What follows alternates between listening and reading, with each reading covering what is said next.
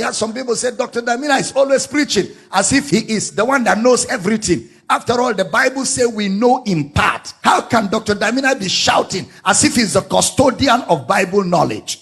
Well, I'm not shouting as if I'm the custodian of Bible knowledge, but if I have the Spirit of God and I have the Bible and I study the Bible, then I have epignosis. And if I have epignosis, I have complete knowledge. When he says we know in part, he was talking about the gifts of the Spirit. He wasn't talking about the revelation of God. For example, right now, I have the gift of prophecy. I have the gift of word of knowledge, word of wisdom in me. I have all those gifts. But right now, as I'm looking at you, I don't know what you are thinking, except that gift kicks in. When it comes to the knowledge of God in the scriptures, we don't know in part.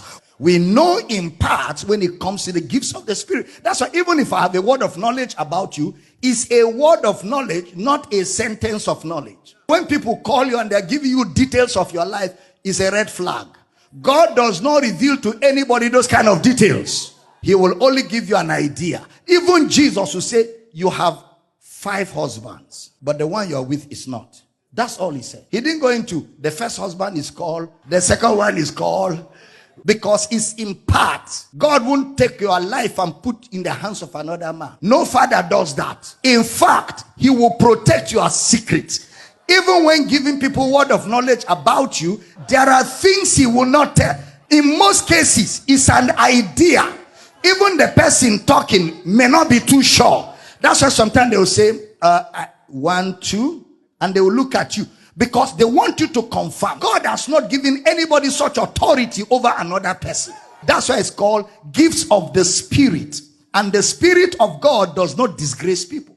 When there is disgrace in the operation of the gifts of the Spirit, it is an abuse of the gift. It cannot be God. Soothsayers can open up secrets, and diviners and sorcerers, they can predict. They can carry details because Satan is not covering anybody. But when it comes to God, even when the gifts of the Spirit are in operation, it is in love. He does it in a way he will not cause you damage. He will reveal it in a way he will not cause you harm. And he does it in a way he will not embarrass you in case you need to stay there and be a blessing. Even the woman that Jesus revealed her husbands, Jesus didn't tell people, he told her.